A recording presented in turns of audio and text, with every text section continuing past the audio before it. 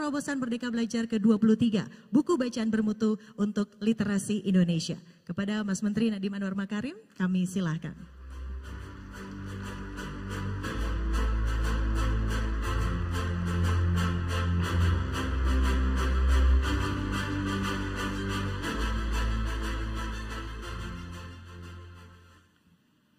Assalamualaikum warahmatullahi wabarakatuh. Salam sejahtera bagi kita semua. Om Swastiastu, Namo Buddhaya, salam kebajikan, Rahayu. Yang saya hormati Deputi 6 Kemenko PMK Bapak Warsito, PLT Deputi PMMK Bappenas Bapak Subandi, Ketua Umum Dharma Wanita Persatuan, para pejabat eselon 1 dan 2 di lingkungan Kemendikbudristek, para kepala daerah dan perwakilan dari Dinas Pendidikan, Ibu dan Bapak Guru, rekan-rekan mitra strategis, para tamu undangan dan hadirin, serta adik-adik pelajar yang saya cintai dan banggakan. Apa kabar adik-adik? Ini hari yang sangat menggembirakan bagi saya. Ini salah satu inisiatif Merdeka Belajar yang buat saya signifikans daripada atau relevansi daripada ini adalah personal untuk saya. Kenapa? Karena budaya di dalam rumah tangga saya, baik waktu saya kecil maupun sekarang saya membacakan kepada balita-balita saya, buku itu menjadi suatu pilar terpenting dalam interaksi kita dengan anak-anak kita. Dan menurut saya pilar terpenting dalam meningkatkan kemampuan dan pertumbuhan intelektual, pertumbuhan kognitif dan emosional daripada anak-anak kita. Jadi ini adalah suatu inisiatif yang menurut saya sangat penting. Ini adalah episode ke-23 Bapak Ibu dari 22 episode yang sudah kita luncurkan sebelumnya. Memang ini sudah seperti kayak seri ya, seri di Netflix mungkin episodenya ya. Banyak sekali episodenya. Tetapi mungkin tahun ke depan episodenya akan semakin kecil, tetapi kita akan terus meningkatkan dan menyempurnakan episode yang sudah ada. Merdeka Belajar ke-23 adalah mengenai buku bacaan bermutu. Dan kami, ini adalah rekor untuk Kemendikbudristek, mendistribusikan 15 juta eksemplar buku bacaan, dan bukan hanya mendistribusi bukunya, terima kasih.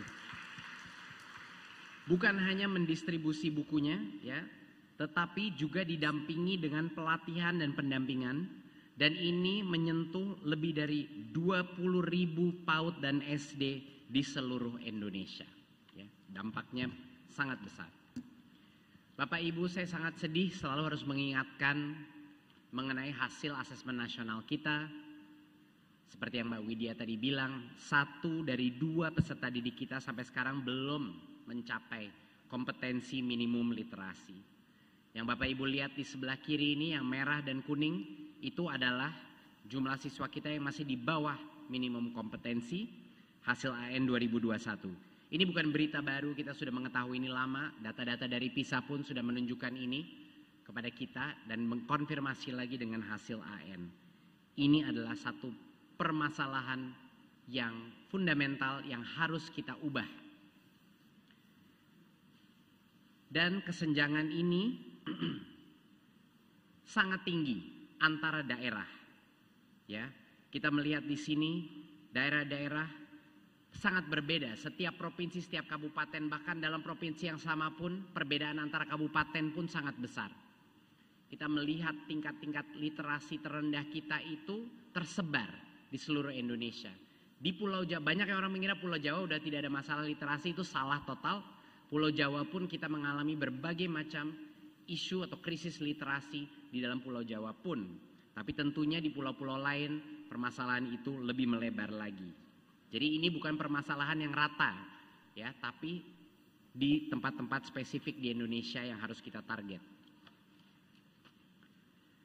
Merdeka Belajar episode ketiga ini melengkapi berbagai macam inisiatif-inisiatif lain yang berfokus kepada peningkatan literasi minimum ini. Seperti yang Bapak Ibu tahu, ujian nasional sudah tidak ada lagi, sekarang namanya asesmen nasional, dan yang diukur adalah numerasi dan literasi ya dari asesmen minimum kompetensi. Itu mungkin adalah langkah terpenting kita untuk memberikan sinyal kepada seluruh sistem pendidikan, seluruh kepala sekolah di seluruh Indonesia bahwa literasi itu nomor satu. Literasi itu nomor satu. Kemampuan kita bukan hanya kemampuan membaca, kemampuan mengerti, kemampuan bernalar. Itu yang terpenting. Kita sudah mengerahkan 90.000 mahasiswa Bapak Ibu ke lapangan, ke berbagai macam SD-SD di seluruh Indonesia, beberapa SMP juga, untuk yang tingkat literasinya paling rendah sekolah-sekolahnya, untuk membantu anak-anaknya meningkatkan tingkat literasinya. Kita sudah mengeluarkan program organisasi penggerak, di mana berbagai macam organisasi kita dukung untuk mendorong tingkat literasi di sekolah-sekolah binaan mereka. Dan tentunya kita sudah sekarang 140.000 sekolah di Indonesia sudah mulai mengimplementasi kurikulum merdeka, di mana literasi itu menjadi pilar utama, bahwa kepentingan membaca dan praktek membaca menjadi core, menjadi kunci daripada kurikulum tersebut. Bapak Ibu, sudah ada banyak sekali riset yang telah membuktikan bahwa pelatihan terhadap literasi tanpa digabung dengan pemberian buku-buku itu nggak akan optimal, ya. Ini adalah riset yang dilakukan Inovasi di tahun 2020, di mana kita melihat seberapa sih perubahan nilai literasi atau pertumbuhan nilai literasi kalau hanya melakukan pelatihan.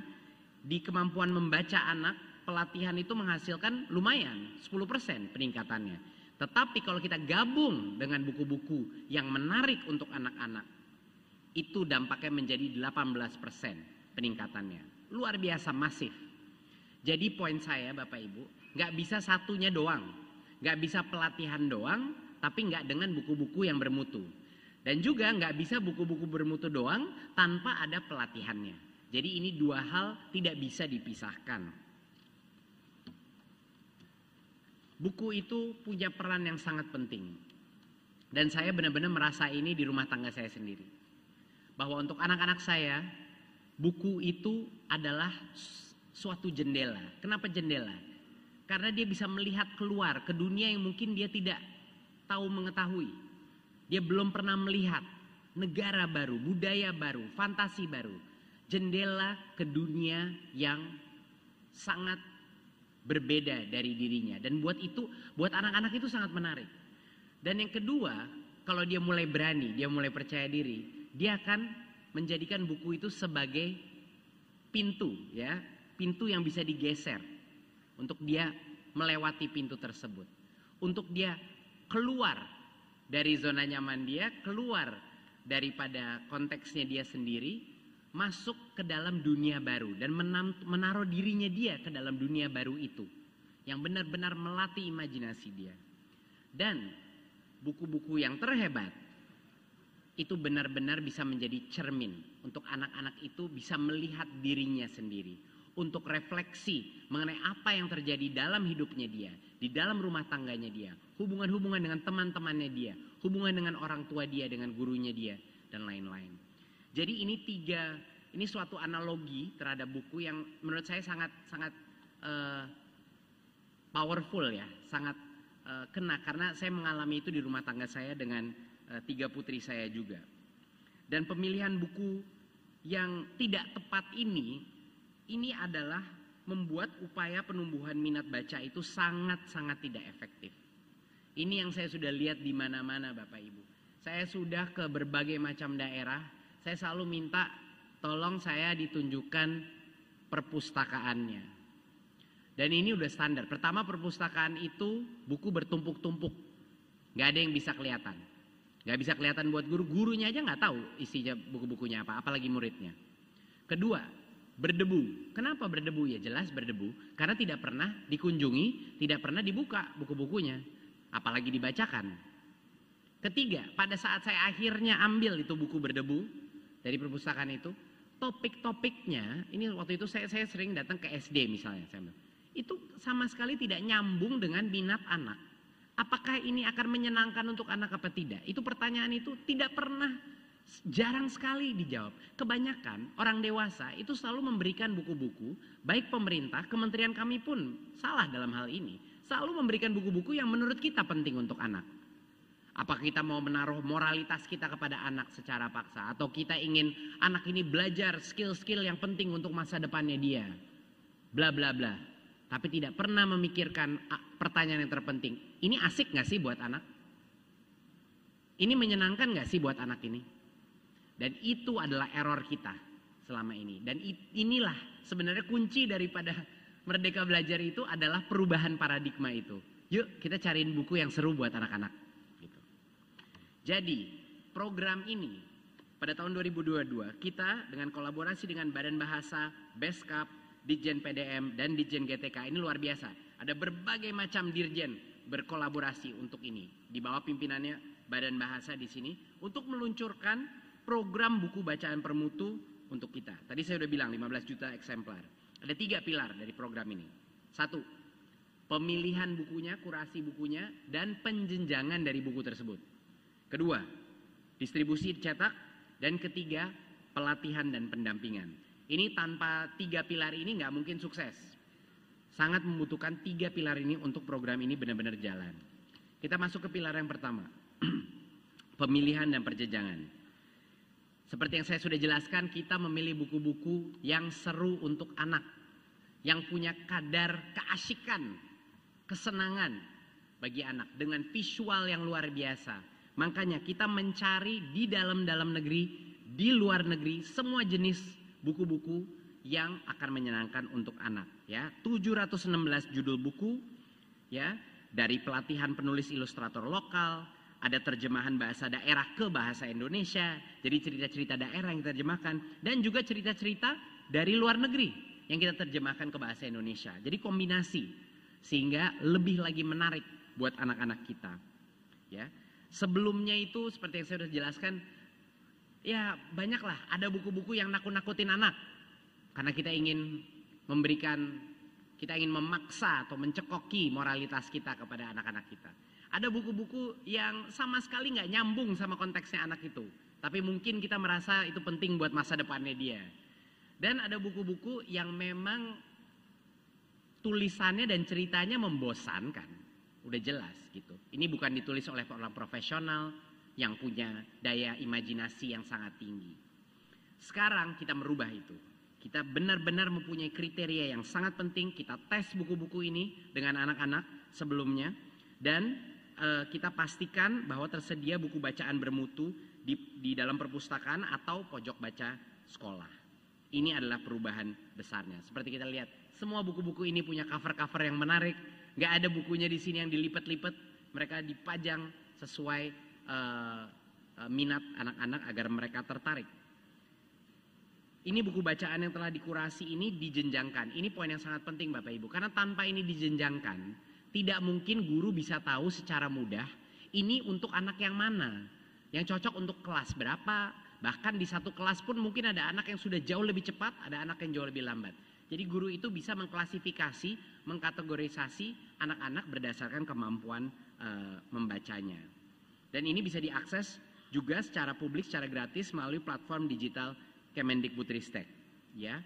Dan bukan cuma platform Kemendikbudristek, kita punya mitra-mitra platform-platform lain bisa juga secara gratis diakses melalui platform digital mitra kita. Seperti di sini ada Room to Read, ya kan, dan tautan Let's Read, ada berbagai macam buku. Jadi kita bermitra kolaborasi seperti biasa. Kemendikbudristek nggak bisa jalan sendiri, kita selalu bekerja sama dengan berbagai organisasi. Kita mencetak dan mendistribusi lebih dari 15 juta eksemplar dari 716 judul ini ke 5.000, hampir 6.000 PAUD di daerah 3T dan 14.500 SD di daerah 3T, dan bukan cuma di daerah 3T. Kita tidak mau hanya menggunakan definisi sempit 3T. Kita menggunakan data AN untuk menemukan sekolah-sekolah mana yang tingkat literasi paling rendah. Itu menjadi prioritas kita juga, sama dengan daerah-daerah 3T.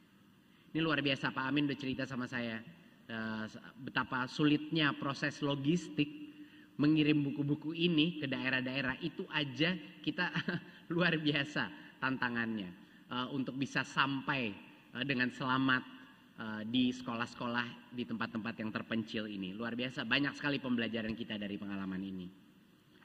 Dan ini kira-kira peta di mana distribusi ya, semua buku-buku kita tersebar di hampir semua provinsi itu tersebar. Nah, pilar ketiga, salah satu yang terpenting, nggak bisa kita tinggalkan buku-buku itu di situ saja. Tentunya pelatihan dan pendampingan itu sangat penting.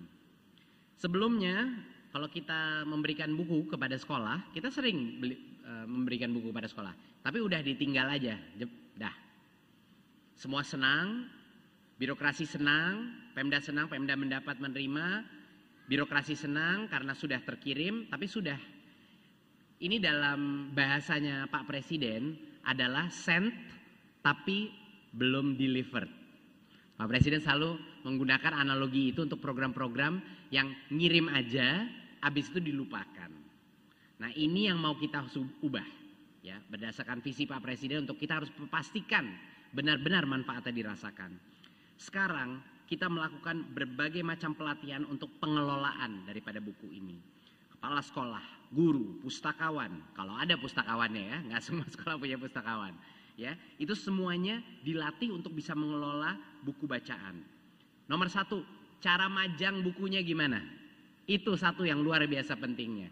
Sehingga anak-anak ini bisa benar-benar melihat sampul-sampul yang menarik seperti ini. Kedua, gimana cara merawatnya? Karena kalau nggak dirawat, bakal hancur dalam waktu yang sangat dekat. Dan tiga, bagaimana cara menyimpan dan merotasi. Seperti di toko-toko buku, harus selalu ada rotasi untuk selalu refresh. Dan pelatihan yang berikutnya adalah sebelumnya, kalau buku itu seperti kita, Bapak Ibu yang di sini yang punya anak, yang sudah menjadi orang tua, pasti mengetahui bahwa tidak mungkin kita bisa punya ekspektasi anak kita akan tiba-tiba saja senang buku. Kalau bisa alhamdulillah, itu adalah suatu karunia. Tapi untuk anak-anak kita tertarik kepada buku, semua orang tua pasti mengenal ini yang pernah membacakan buku pada anaknya. Kita harus bacain dulu ke anak sebelum anak itu mulai baca sendiri. Ini adalah prinsip dasar daripada literasi.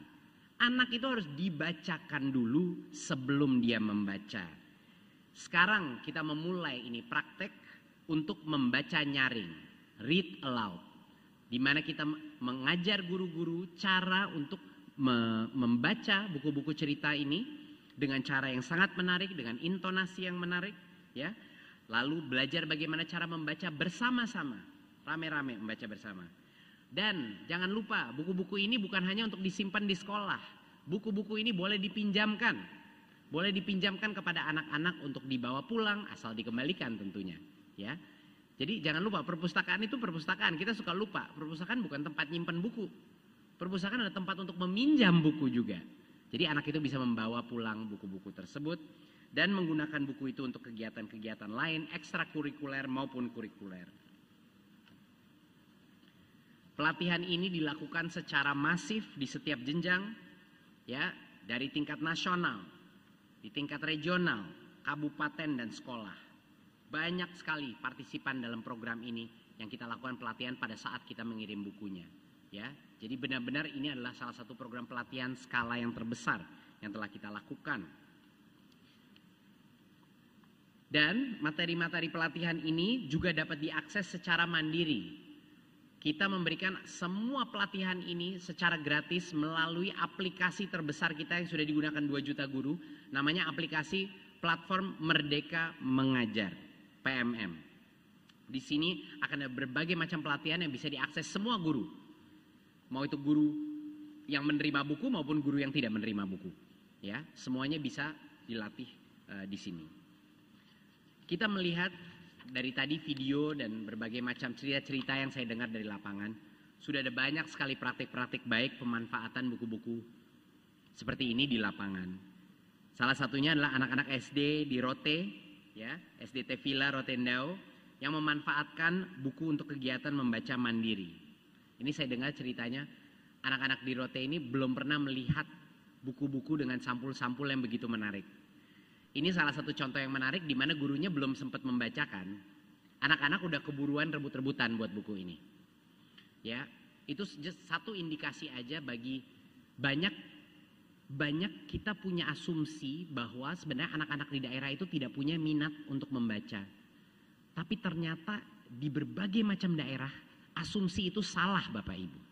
Mereka sebenarnya punya minat membaca, cuman belum pernah diberikan buku yang menarik.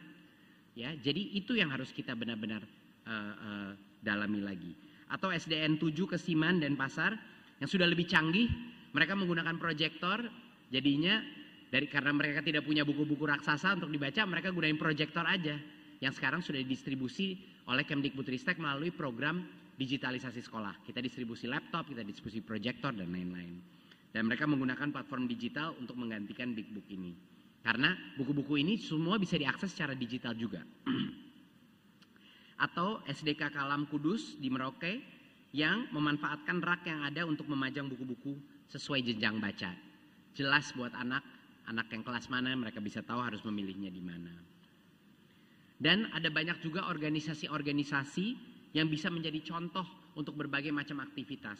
Satu contohnya adalah Dharma Wanita Persatuan DWP yang saat ini berencana melakukan kampanye gerakan keluarga cerdas membaca dan kampanye gemar membaca dalam rangka peningkatan minat baca dan juga penyediaan taman baca di berbagai macam lokasi.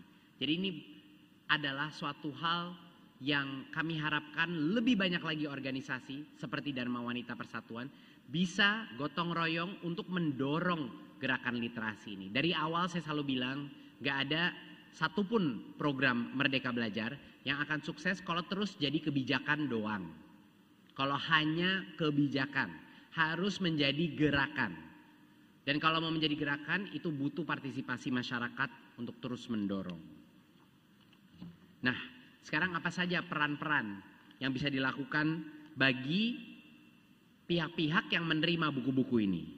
Untuk Pemda kami meminta untuk tolong fasilitasilah sekolah dalam memanfaatkan buku bacaan. Dukung mereka, dorong dan dukung selalu. Untuk sekolah-sekolah, praktikkan materi dari pelatihan. Jangan cuma dibaca apa ditonton videonya di PMM saja oleh guru-gurunya. Langsung uji praktek di lapangan, lakukan di ruang kelas. Bacakan itu buku-buku kepada anak-anak dan lihatlah reaksi mereka. Tanya anak-anak bagaimana mereka menyukainya, apa buku yang mereka sukai, karena apa, dan lain-lain. Dan pastikan ritual membaca setiap hari di dalam ruang kelas. Dan imbaskan informasi tersebut kepada sekolah-sekolah di sekitarnya yang mungkin tidak menerima bukunya. Dan untuk orang tua dan komunitas, tolong dampingilah anak-anak membaca, bacakan buku bacaan itu untuk anak-anak. Doronglah mereka untuk meminjam buku-buku tersebut, bawa di rumah, bacakan di rumah, dan tolong sediakan lingkungan membaca yang ramah anak. Di dalam masing-masing komunitas, di dalam rumah tangga, adalah buku selalu ada di situ untuk anak-anak. Di rumah saya ada buku di setiap ruangan. Bahkan di kamar mandi ada buku.